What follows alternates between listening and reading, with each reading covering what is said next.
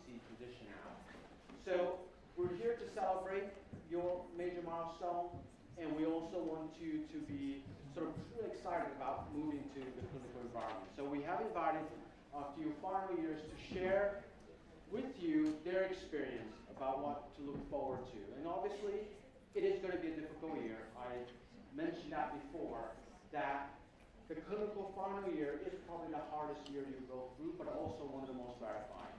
It's when you truly become part of the profession, because you will now be part of the team that not only delivers care to animals, but support their pet, their owners. And so it's a really special time for you, because you're still within our sort of protective and conducive environment, but you're going to start making decisions. And we want you to experience that decision making with us. And we hope to support you through your journey. Like I said, it will be hard times, but one of the things is you need to rely on each other, support each other, because that's how you're going to get through. All right? So without much more, I'm going to bring the final years to give their presentation for the next year.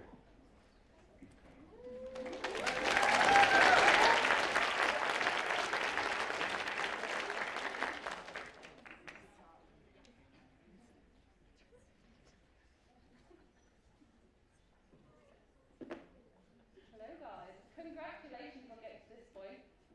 So we've got a presentation here. We're just going through all of the rotations really. We can whiz through the core if you want and get onto the tracks, or we can go through everything. What would the people like? Everything? Oh yes, sorry. So my name's Hayley. I'm going to go into farm practice, and I did basically all farm tracks, so I'll be talking about that with you. So my name's Louise. I'm going into small animal. I did neuro, cardio, ECC, and derm and shelter. And I'm Eden. I'm also going to small, and I did neuro, ophthalmology, and shelter and derm. A long time ago. That was a long time.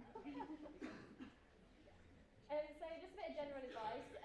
So make sure that your teams and EduRoom are set up before day one. We have personal experience here of that not being the case, and it's just very stressful. So make sure everything's up and running. Read all the learning information. I know you guys have recently got your rotation guide through, so make sure you look at what you're going to be doing. It just gives you a bit of a head start. Dress code and QMH, what you hear, it is a bit more chilled. So try not to worry too much about dress code. Definitely make friends with the nurses. The nurses will be your best friends, and they're the ones who will be helping you with like your e-docs and stuff like that when you're in the hospital. Try to share your cases fairly. You get a lot of cases in a day, and you need to make sure that everyone does the same amount so you can all be assessed. Pay attention to how residents present their cases, because that's how they will expect you to be able to present in rounds. Work as a team for walkouts. Walkouts can take quite a while, especially if you have a lot of inpatients. So if you all work together on those, they don't take as long. Kennel sheets have to be completed the night before. They'll tell you all about that before you start, but making sure that they're done before you go home just makes things easier. E-docs. Always make sure to try and ask the nurses to your e-docs. A lot of people leave it to the last minute, and it's very stressful. I've got 3 left, not much time. That's your own fault. Snacks. Always make sure that you eat. It can be very easy to forget, and sometimes, even though they're very good at trying to make sure you take your breaks, sometimes you have to ask to take them. So just make sure you eat and drink. And end of rotation feedback. This is really important. Make sure that if you have any concerns or things that they did really well, make sure that you let them know, because they do act upon what you say for future groups. So it's definitely worth completing. And enjoy yourselves. It is a really, really fun year. RP2, let your supervisor know when your research blocks are. I don't know if you guys have already done that or not. I know you're starting soon. If you can try and get as much done in your first block, it will make your second block a lot easier for you. Yeah. I know previous years you've gone on holiday in the second block because they got so much done in their first block, so just... That's not good advice. But it's doable.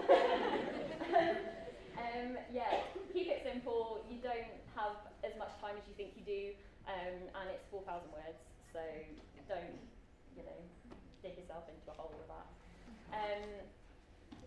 Opportunities to get published. For you, not for me, but yeah, there is the opportunity to get published, so put as much effort into it as you can, because it is a good research project. I was just going to say, just missed the point about statistical advisors. If you're not sure on stats, there are people that you can email and have a meeting with, and it's super, super helpful, because I didn't know where to start with mine, so that's definitely an option if you're not stats-minded. Anyone's stats-minded. So first of the core, equine, you have 1 week of ambulatory with 1 week of surgery. We've got some information here about duties and revision, but we're going to send you a more detailed document so that you can read through that in your own time. In terms of tips, make sure you text your vet the night before. It's usually between 5:30 and 7:30, so that they have time to get back to you and tell you where to meet them. I think now we're back in cars with the vets, so it's more just where on campus they want you to meet and what time. Have a go at talking to the clients. Obviously, when the time is right, it's not always appropriate, but even if it's just small talk, it can be really helpful just in terms of communication. And pick your time to ask questions.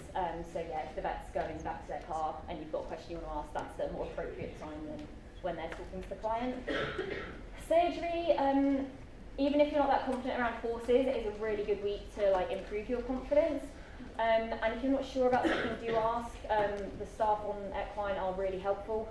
So if there's something you want to do, they're normally, if they're not too busy, happy to let you have a go.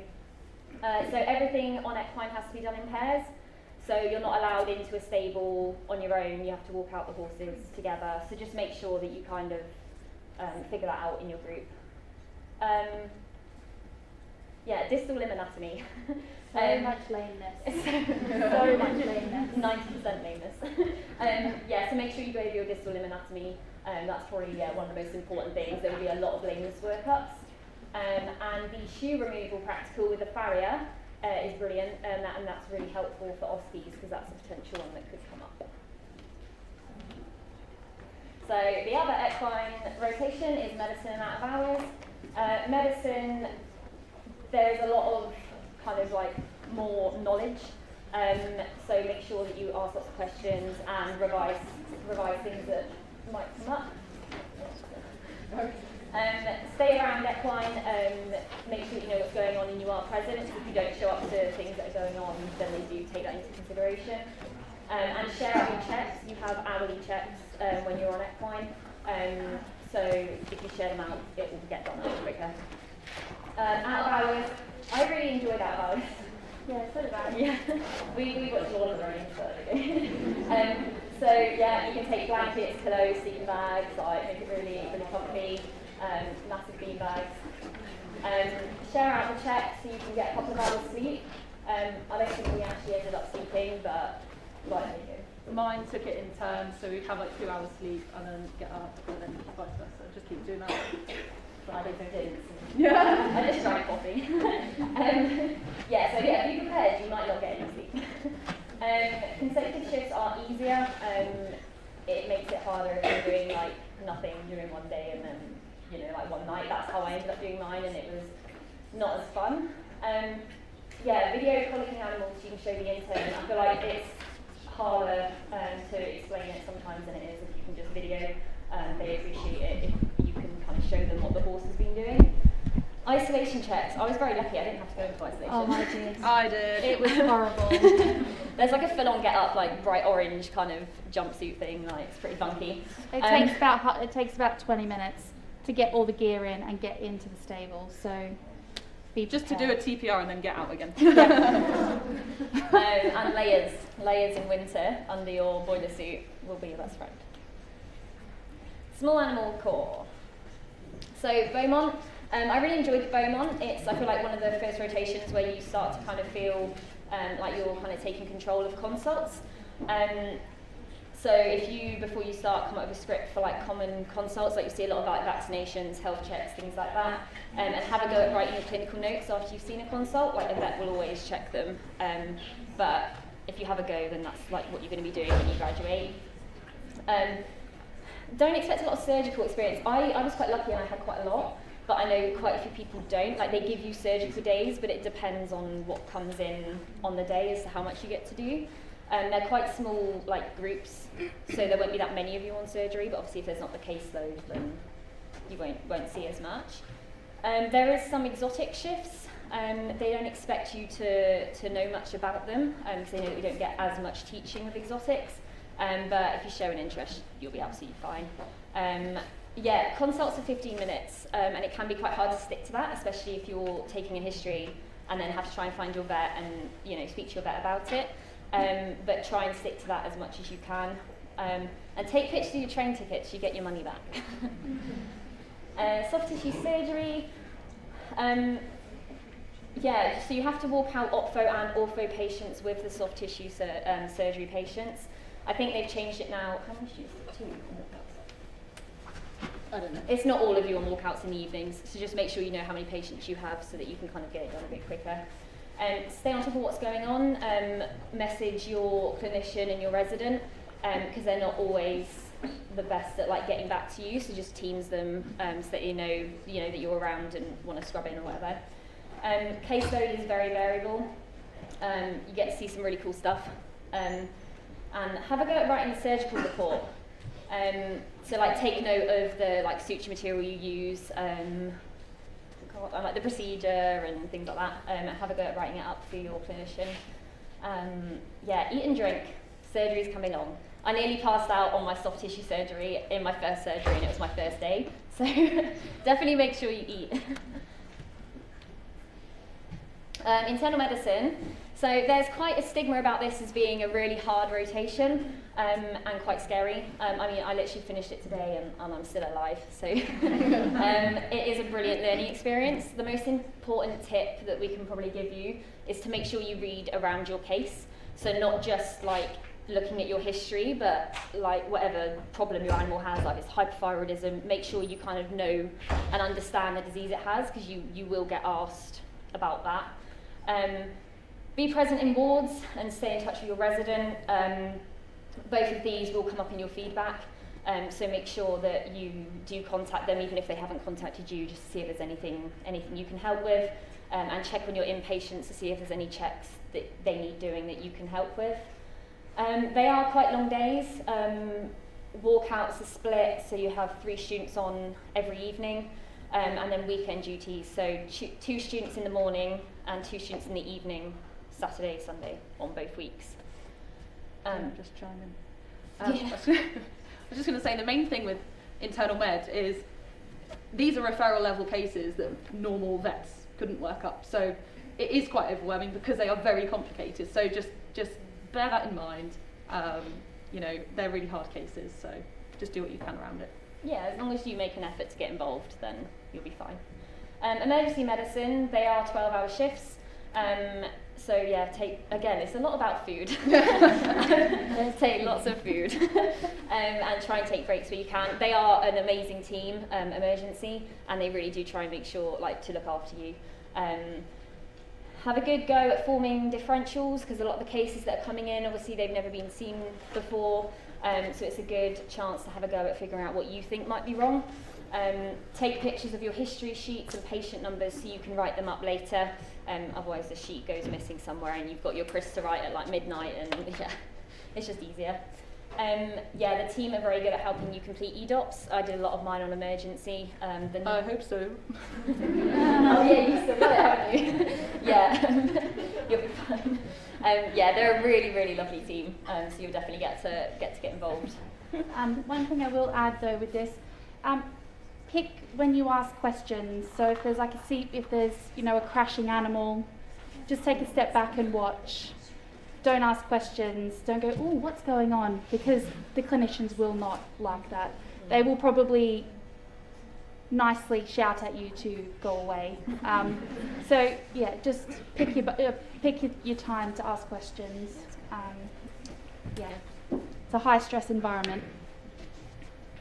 So shelter.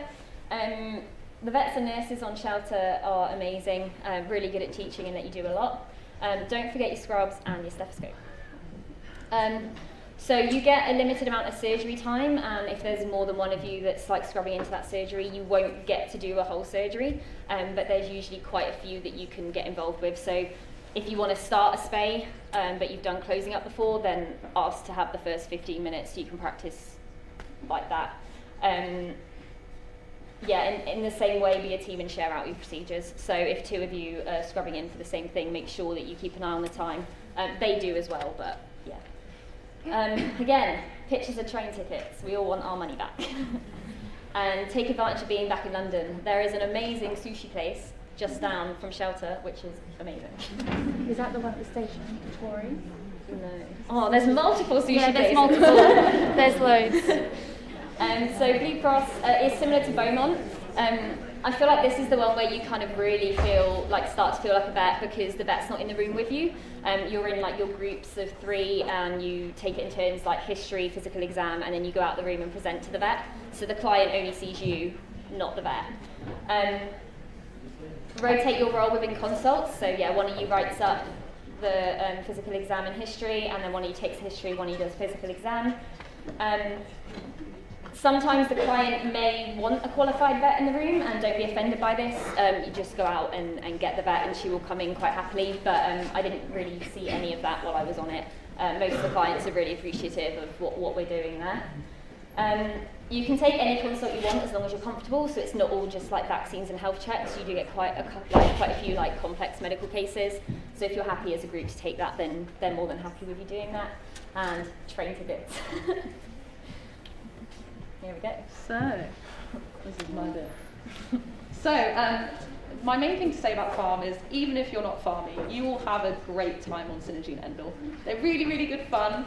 It's great to like go on a little trip that's away from uni and have, 2 weeks away with your rotation group. It's really, really great. So please do engage in it, even if you're not farming. Again, the pre-reading is the most important thing you'll do. If you're not farmy, as long as you read that, you can get through the session and answer any questions that they ask you. And I would recommend doing post-session quizzes as well, but if you're not that keen, then fair enough. Definitely layers, layers, layers. Depending on when you're going, because also farm in summer, it's not great, it's very, very hot, so yeah, just wear appropriate clothing. A lot of the people in my group got away with 1 set of waterproofs. And also, most people didn't use a boiler suit in the end, even though that's on the list. So that's kind of for both of them. And then, in terms of Synergy, the kitchen is pretty small. So I would definitely recommend cooking as a group. You could fit like 2 people in the kitchen, max. Yes. Maybe. And it's weird as well, because it's kind of like a maze, like it's multiple rooms. It's a bit odd, but yeah. In terms of, there's an Abattoir visit on Synergy. You've got to go to it, but if you're really uncomfortable, they don't mind if you turn away or if you leave once you get there. But you need to make the effort to go in the first place. It's actually not as bad as it sounds either. No. Like once you're in there, it's not as confronting as you think it is. There's only 2 bits that are really confronting, and then the rest is all. Yeah, it's not as bad as you think it will be, and I think it is a good experience to appreciate what goes on, and definitely visit Dirtle, Corfe Castle and Lulworth Cove. There's some beautiful areas around Dorchester, so definitely go and have an explore on your middle weekend. And then for Endel, you actually go down on the Monday morning, so Synergy's the Sunday night. So you've got to account for M25 traffic because you're going to Hampshire. The kitchen is much larger. It's actually such a nice accommodation. But there's still limited fridge space, there's like 1 fridge, so again, you might want to cook as a group.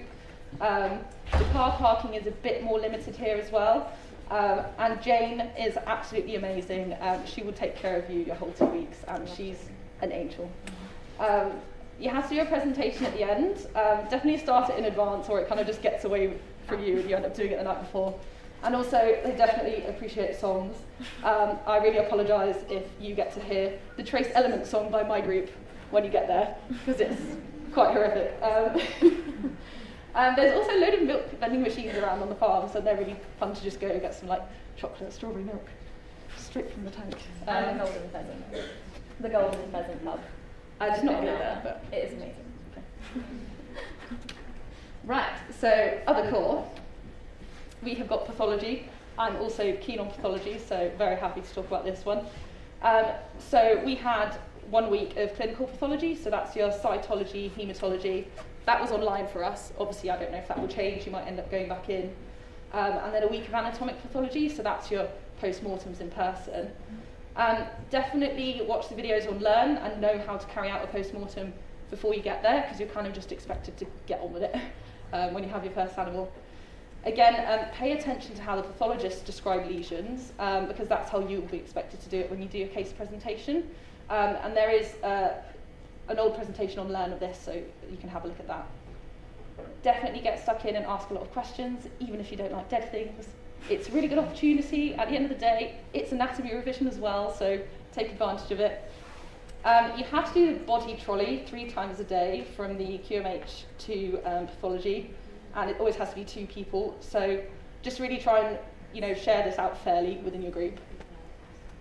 You will be asked a lot of questions when you're presenting your case. Just give it your best go, because they're really, really nice people. They just want you to do your best. And then diagnostic imaging. So this is small animal and equine. It's quite a lot of cases to go through, but it is really interesting. Work through all the cases individually, and then you pick one to present. Take full advantage of the mock OSCE. So there's one where you do standing radiographs of a horse's leg. Was there another one? If you do the optional on the Friday. Oh yes, if you do, there's an optional session on the Friday to do injecting contrast into cadaver legs, I believe. Does anyone know who Jeff is? Okay. Jeff is the plastic horse in diagnostic imaging. So yes, you have to treat Jeff well. And also he's very, very helpful to go back over your anatomy. Apparently the Pasquini anatomy textbook is really handy for these equine cases. And definitely make the effort to figure out the equine distal limb views, because you'll be asked to work them out just from an x-ray. So definitely worth going over. Right, and then anaesthesia. I've actually not done this one yet. This is my last one in 2 weeks' Anaesthesia time. was my favourite. Really? Yeah, I really enjoyed it. So I'm looking forward to it then. So you'll basically be doing anaesthetics for all your cases, planning the protocol, intubation, induction, all the way through to recovery. Download the BSAVA anaesthesia manual. There's either a hard copy in the library, or there is an online version on the library page on Learn. Ask your friend on shelter to send you the pictures from How to Love Your Capnograph cards. I did this when I was on shelter, so hopefully it'll be okay. Definitely be prepared to go in if you're first on call. You will most definitely be called. Ask to complete your Doppler EDOP. Definitely, this is the best opportunity to do that. In terms of EDOPs as well, by the way, we have all of that info on the other document about which rotation is best to do which one. But also hand wash, anyone. You will be quizzed, but they're a really, really nice team, so don't let it stress you out. They're just trying to, get you to the next level, so just do your best. And definitely practice anaesthetic machine checks, because I'm pretty sure it's going to come off in OSCEs. Oh yeah, for sure. So, and then unfortunately none of us have done equine tracks, so we can't speak too much about them, but this is what we got from the rest of our year group. So Coach House is actually a week equine and a week small animal. It's near Newbury, really, really nice area. I actually did EMS there years ago, and it's lovely around there. You can go Sunday night rather than Monday morning, which is definitely handier. Again, just traffic getting down there. We've been told that you should be proactive and get involved in the small animal side. I suppose it's probably a bit tricky dipping in and out, or is it separate? I've I'm not absolutely sure. no idea. Sorry guys. It's a surprise. We've been told the small animal surgery experience is variable. So again, just get involved where you can. There's limited service/Wi-Fi in the practice, but it's okay in the accommodation. So take a book or a textbook or something to keep you occupied if it gets quiet. There's no obligation to stay on the middle weekend, but if you do, you can help with some emergencies and maybe see something really interesting. There is no tumble dryer apparently, so do with that what you will. And this, I think, is one of the only tracks away from uni where you can do EDOPs. I think it's the only one, so that's great as well. It's better with a car, but doable without. And if you are going out on equine, always hop in with a vet and ask loads of questions. And then Bell Equine is on-site accommodation in Milestone, which is Kent, I believe. They said that you should bring food when you get down there because it's a really busy practice and you might have little chance to shop in the first couple of days. Be prepared to get very little sleep. You're on call the whole time you're there for the 2 weeks. So it's quite an intense one if it's busy, which it sounds like it is most of the time. They have a large caseload, but it gives you a really good insight into what an equine internship might be like. They suggested we should split checks with the intern on call, or if there's other students there, and tell them at the beginning of the week what you'd like to do, and they'll really try their best to get you doing those skills. And definitely take opportunities to go out with the ambulatory team. And then Buckingham Equine is in Northamptonshire. There's accommodation at a local eventing yard, so you will need a car because you'll need to get between that accommodation and the practice every day. There's out of hours during the week, but it's limited and a lot more reasonable hours as opposed to Bell Equine. Suggested definitely take a laptop for quiet periods. And overall, it's a really, really nice team, and you don't have to do weekends. And then Diagnostic Imaging Track. So the core is small animal and equine, and the track is just equine. Someone said it's one of the best equine tracks. An extremely supportive and healthy work environment. Ask to be shown an interesting case to work through in case it gets a bit quiet. Or if you want to, and it's possible, you can go over to the medicine side and watch a procedure going on like endoscopy. There's many opportunities to involve and get learning. Oh, that's me. So I didn't do soft tissue per se, but the soft tissue track is basically the same as your core surgery. So you run on the same timetable, but you just have different cases and you have a different clinician. You do have out-of-hours responsibilities, but I don't know how many people actually got called in. I think it's quite variable whether you get called in or not. Again, it's the same as soft tissue. Take initiative, have a go at surgery reports, keep up with your cases, and it is really good to do if you are interested in soft tissue. And I'm pretty sure when I did surgery, none of the track students came in for walkouts, ever. So I don't think you have to do walkouts. Neurology is probably one of like the best small animal tracks that you can do. The team are amazing, and they're really engaging. They ask you lots of questions. You get to do lots of physical exams. The caseload, prepared to see lots of Frenchies, lots of Daxies, all with broken spines. But it is good. By the end of the 2 weeks, you will definitely be able to recognise a T3L3 myelopathy.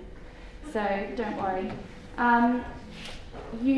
Walkouts can take forever. Most of them are non-ambulatory, so you need to sling them, walk them out. So it's great to do it in pairs, or you really need to get your team together to get it done as quick as possible. Do have weekends on call. You usually do a shift in the morning, it's like 8 till 2 and then 2 till 8. Another tip, try and get an extra person to come in just for walkouts in the morning so that there's 2 of you.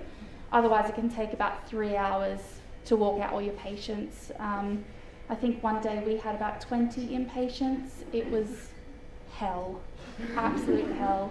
And they all poo all down the hallway. And then you have to, it's a nightmare. Anyway, so just make sure walkouts, you keep on top of them. And expect to present your case in rounds. They usually only ask you to present the ones where you actually got the history. So there's a lot of other inpatients that come in overnight and things. You don't really have to worry about those, but make sure the ones you get the history for, you follow through all the way till the end. Elsa has an unwritten rule of a neuro-themed cake for the last Friday, so get your creative brains going, particularly when she's on. I was lucky she wasn't on. And again, eat before surgeries.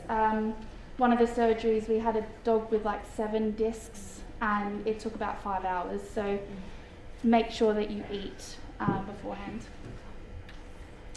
Cardiology and critical care, you do a week of each. Cardiology, I also didn't do this. Oh, did you do cardio? Yeah. So just make sure that you read through the histories thoroughly. You do have on-call shifts, but you're very unlikely to be called. Take advantage of learning from the cardiologist. Virginia is like one of the best cardiologists in the UK, so use her as much as you can. Go through learn PowerPoints to help with the case understanding. Pay attention to the ECG rounds and try and listen to every heart to get used to your heart murmurs and things like that. And then critical care is basically just being in the ICU, so it's a bit like ECC, but it's a bit more kind of patient care. You don't have any out of hours or weekends. Unfortunately, you don't do a lot of injections and kind of medications. The nurses tend to do most of those, but do try and get involved and ask lots of questions. You will do loads of TPRs. Did you? Oh, that's not the I think it depends when you, like, how busy they are, because I got quite involved with like injections and stuff, so just try and ask to do as much as you can, because if they are busy, they'll definitely let you help out. So yeah. The other thing is to stay up to date with what's going on with your cases. So it's always really helpful, and the nurses love it if you see that something's due and they haven't noticed, to say, oh, this is due now. They'll really appreciate you for it. The rounds with the core students are always really helpful, and some of the cases are shared with medicine and surgery, but they're kept in the ICU, so be prepared for like other students to come in, and it's good to listen in on the other services coming in and offering their advice on the case. Oncology, so there's no weekday out of hours or walkouts, but you are expected to be in on the weekends. There is no surgery, it is fairly just medicine based. You do get to do a practical on how to administer chemo. Definitely read through the journals. This is a very kind of academic, journal heavy rotation. They do quiz you a lot on your chemotherapy protocols, so make sure you revise those before you start. But the good thing is it's a small caseload, reasonable hours, so you have a lot of time to prepare and go over all of the information. Ophtho is one of those other really good ones. I did Ophtho and I loved it. You don't have any weekday out of hours or walkouts, but you do have weekend responsibilities. You can split it between the two of you, or you can just do a full day, that one person does a full day, which is what we ended up doing. You will get to use all of the gadgets. A slit lamp is like a really fancy ophthalmoscope, which is really cool to use, but try and get used to using the ophthalmoscope as much as possible, because that's what you'll have in first opinion. Don't really expect, on my week we had quite a few equine cases, but there's about a line of 10 people in front of you with all of the interns and the residents and all of it, because they're not that common. So expect to watch but not actually examine any eyes. It's really hands-on. You get to do all of the exam yourself. So doing like Schirmer tear tests, fluorescein, intraocular pressures, doing all the ophthalmoscope like exam. So use that as much as possible. And the seniors do regular seminars with you, so make sure you have a think about what you want to talk to them about, because they're a really good wealth of knowledge. Dermatology, so I've literally just finished dermatology today, and shelter medicine come together. It's a week each. It is called Derma Holiday because it's very chill. We've had maybe about 3 to 4 cases a day, but some days, like yesterday, we had about 8 cases and we were manic all day, but then others it's been really chill. There's very rarely any admits, and if we do like ear flushes and things, they're usually home by the afternoon, so you don't have to worry about walkouts. The team's really easy to talk to, so ask them loads of questions. You get to do all the sampling, so like tape strips, smears, swabs, all sorts of things. They do a lot of their consults outside, so if you're doing this in winter, make sure you bring appropriate clothing because it is freezing. I got stuck out in the rain today. It was great fun. They're long consults. And they are very long consults. Normal consults, like new consults, are about an hour and a half. So just be prepared that you're going to be outside of it. And they do get you to do a lot of cytology and a lot of microscope work, so it's really good practice. Shelter, it's up at Wood Green, so it's in Huntingdon. It's about an hour away from Potter's Bar. So I know quite a few people who've driven, and it is easy because you're going against traffic, but they're really long days. So I do also know quite a few people who've stayed nearby. Unfortunately, travel and accommodation isn't reimbursed in this rotation, so just be prepared for that. But the hours are really reasonable. You usually start about 8:30. You rotate between doing surgery or checks. We had a great week of surgery. We had bitch spays and cat spays, even got to scrub in on an abdominal surgery.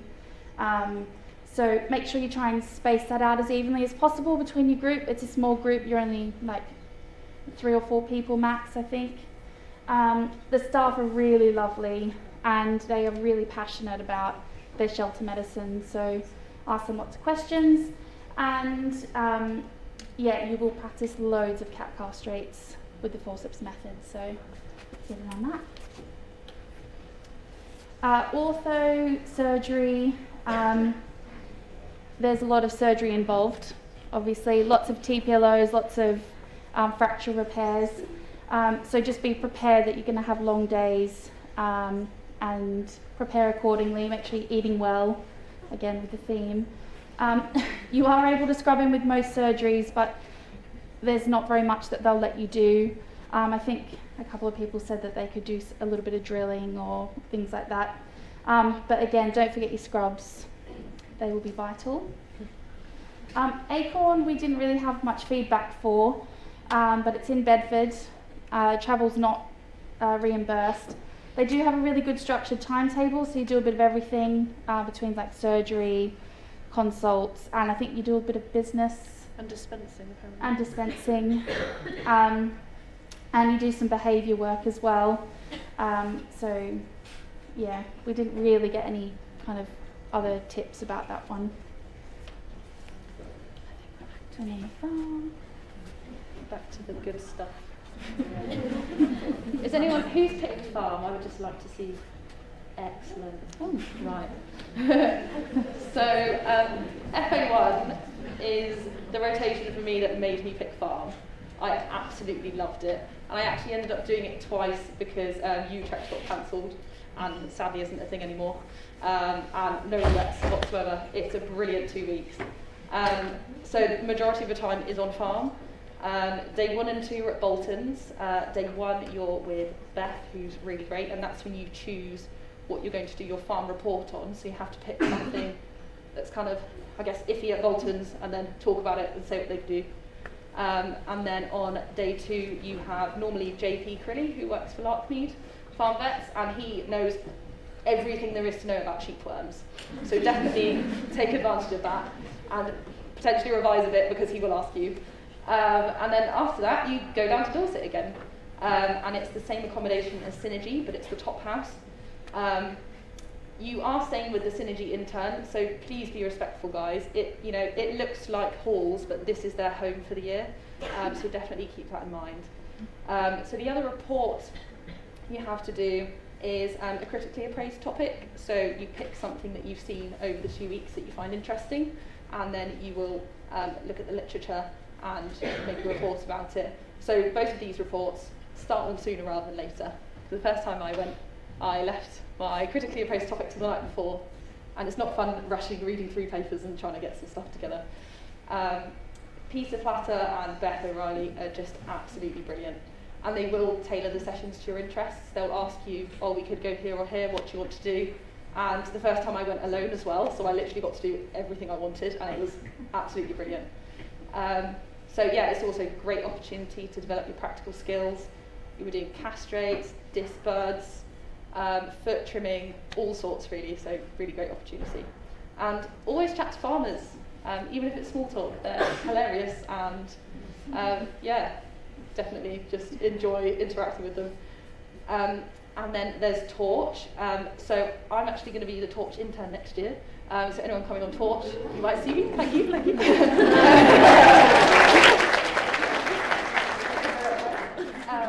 So this one was down in Barnstaple in Devon, so you definitely need a car, it's very far away.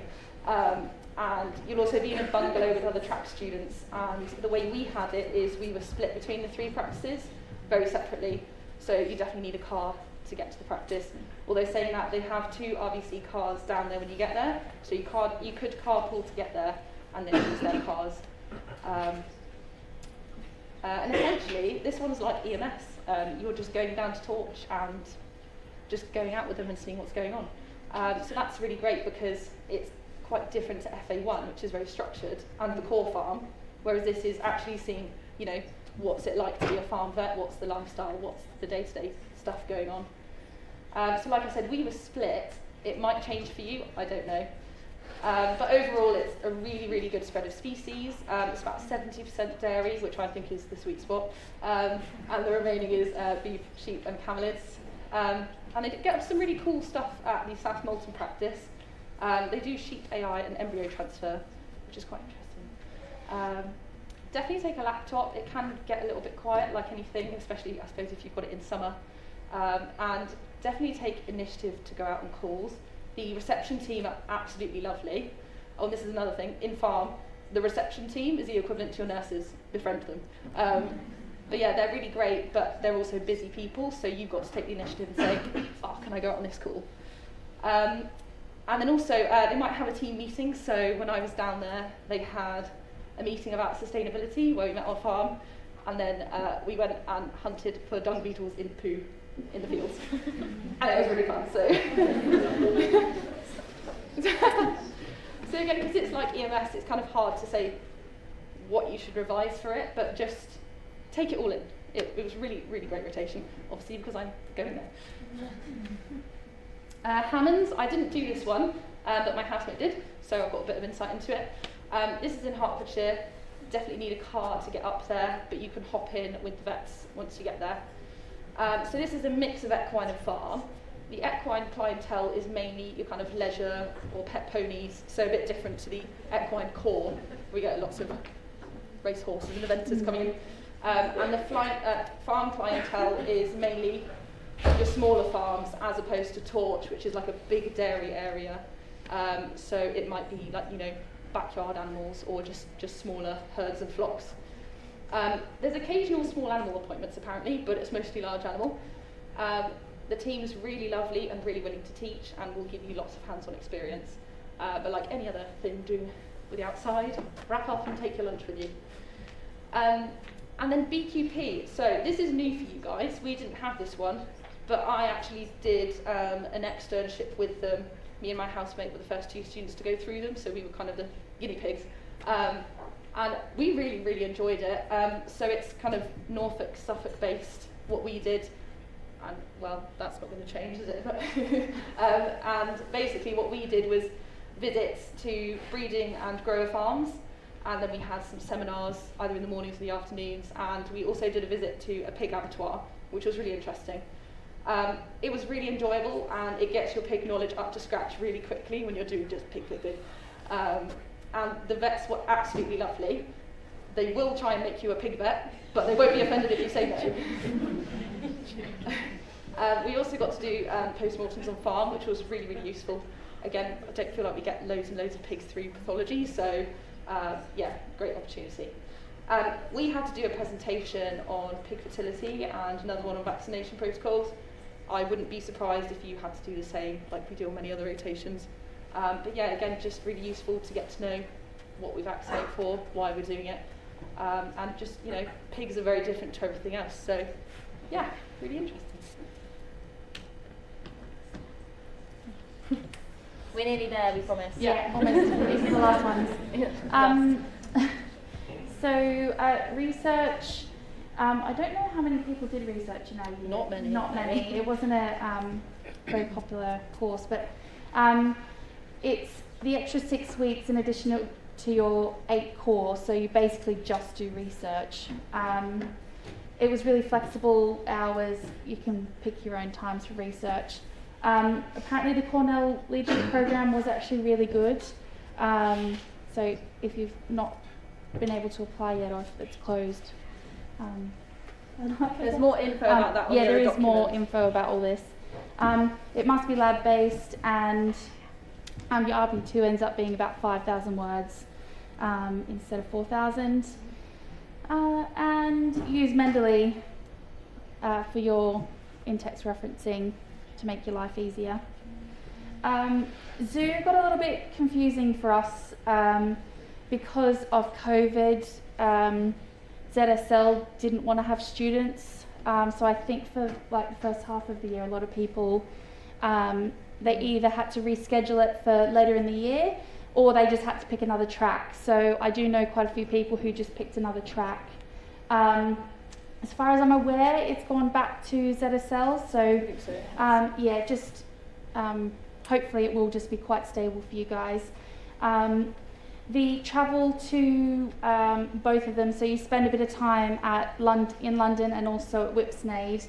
The travel is quite extensive from the feedback that we got, so just be prepared for that. Travel is also not reimbursed, so it can get a bit expensive. Consider the vaccines that you need early, so things like Q fever and rabies and things like that. Just make sure you follow up on that with enough time to make sure that you're covered before you start. The caseload does vary, and you may not always be hands-on, but do just try and be as observant as possible. Take advantage of the pathologists at, I think they're at Whipsnade, aren't they? I think anyway, both. They do lots of postmortems. They're really, really, really good at their job, so just make sure you ask those questions. And you can take a walk around the zoos if you finish early, so make use of that as much as you can. And again, lots of lays in winter. Apparently the vet building is quite cold even normally, so just be aware of that. We're done.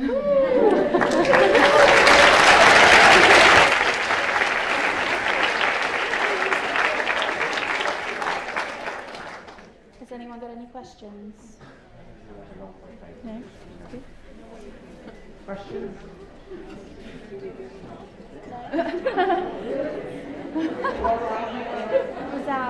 We were that good. They don't We were that good. We just answered all of the questions, all of your concerns. Thank you. Thanks.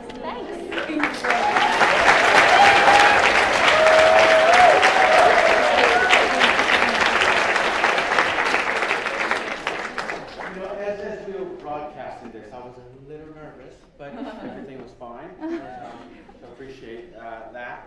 And so we're now going to move on. So I'm going to invite Professor Church to say a few words before we embark on the.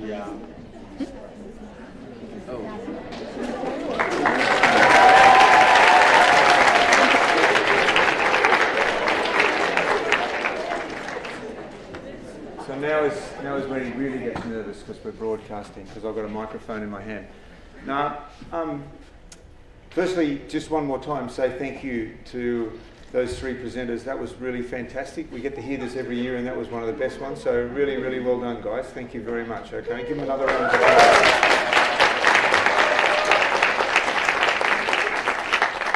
So I guess I'm just going to say a couple of things. The first is, I hope what you've got already now is an idea about the diversity of the opportunities you have, because it really is an extraordinary range of different clinical opportunities that you can have. We're told when we have accreditation visits that this is just about the most diverse range of opportunities that people get in any veterinary school in the world, and we're very proud of that, and it's down to a lot of people's work and effort, mainly this man. So we should give him a round of applause.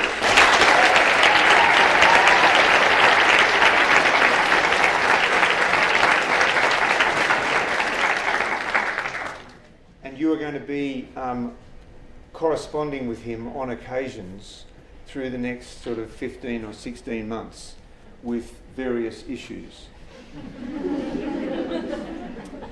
But I'm going to make a personal plea on his behalf for you to minimise those correspondences to what you think is really important, rather than the fact that you can't find your left sock or your left shoe, okay? Because he does get really overwhelmed with questions and queries. And you have each set of year reps, so they're also the person who you should talk to, and of course also the rotation directors, and of course also your tutors, okay? Because it can't all come back. There's lots and lots and lots of questions, and it can't all come back to Dan, because really on occasions he just has to sort of relax for maybe 10 seconds every day. So then the last thing is to say this. What you've seen is this really is completely different from what you've experienced before, because this really is the second part of the degree. This is the part where you learn to be a practicing veterinarian. And it's just words at one level, but it is absolutely so not just words. It really is true, right? This is a completely different learning experience for you. And everyone's going to have a different rate that they adjust to it, that they develop to it, that they enjoy. And you'll find some challenges along the right line. No matter who you are, no matter how talented you are, no matter where you are, you're going to have some challenges. But don't let it derail you in any way, shape and form. We always have challenges. We are getting you to be part of a veterinary team. And anybody who's part of a veterinary team is going to have some really incredible highs. But the yin and the yang of the world is that if you're going to have some really incredible highs, you're probably going to have some lows as well. So you want to hold on to that. It's a little bit like if you're not really used to the weather in this country, when it gets dark at 4 o'clock in the afternoon and it doesn't get light till 8 o'clock in the morning, and you think, what a total shitter this is. What you've got to remember, what you've got to remember is those wonderful afternoons or evenings in a September or a July or an August evening where you sit on a terrace somewhere and have a beer or a glass of wine or simply some ice water. Do you know what I mean? Okay? So that's it. This is different. This really is different. The second last thing I'm going to say is this is also really going to be, honestly, you get out of this what you put into it. You really do. Whatever you put into it is what you're going to get out of it. The sort of slightly scary bit, but it's worth saying now, and you'll hear it a few more times, is that each new rotation you start completely afresh. You start with, if you like, no marks, no credits. So you've got to accumulate those through the time of your rotation, so you're going to pass the rotation. So the one thing you don't want to do is think, oh, if I just keep my head below the parapet, they won't notice me and I'll just pass. Couldn't be more wrong if you tried. Okay, don't do that. Make sure you contribute, get involved. You'll get so much more out of it. And I always say this every year, and then I hand to Dan. So this is the most cliched phrase I think I've ever heard, and I still use it every year because I can't think of a better one, which is truly, truly, truly, rotations, this is the first day of the rest of your professional lives. Okay, so I really hope you enjoy it. Make sure remember what I said. Don't bother him unless it's absolutely necessary. And I really hope you have a fantastic time. Thank you very much.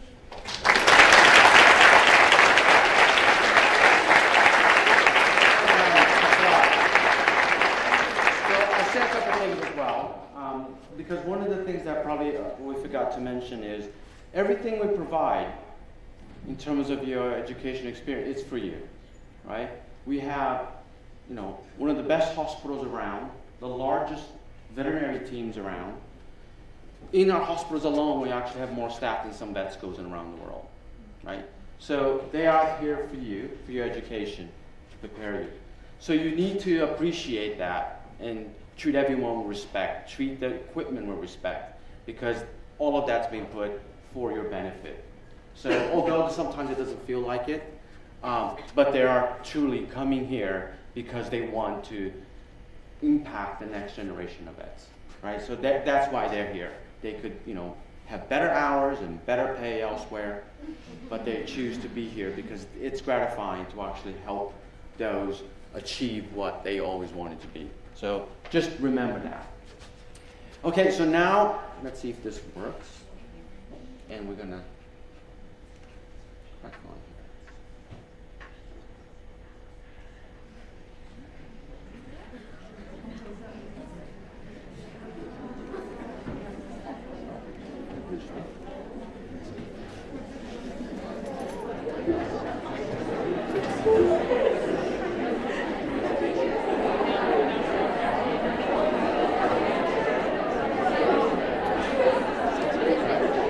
Okay, so we're going to get ready to start. Yeah.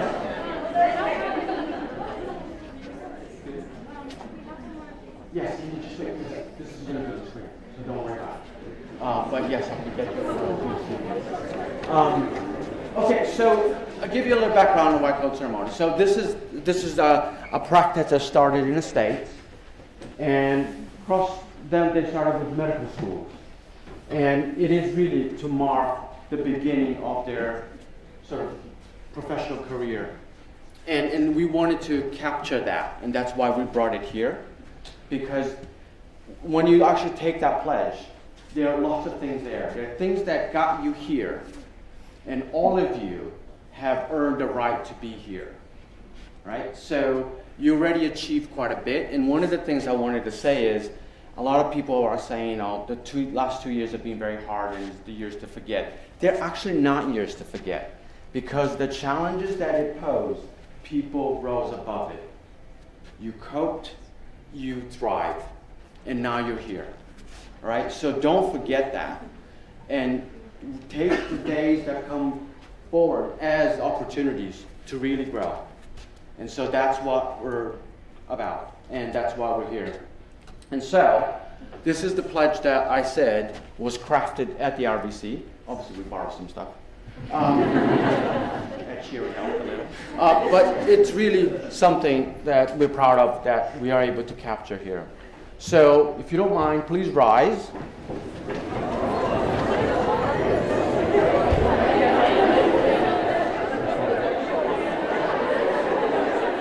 Okay. So on 3, you can start, right? So 1, 2, 3. In honor of the years of hard work, sacrifice, and dedication that has brought us this far, as we embark into our clinical rotations, we pledge to uphold the ideals of honesty, integrity, scientific inquiry, and compassion imparted to us by our mentors. Behave in a professional manner, show respect to our colleagues, patients, clients, and ourselves.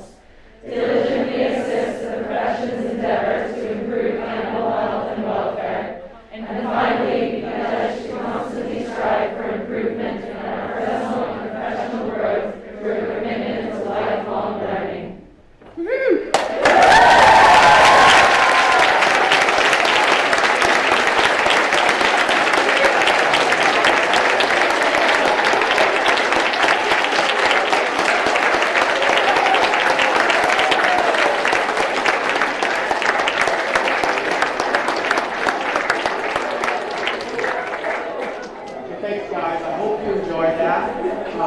Hope you remember this day, because it really was something to celebrate for you.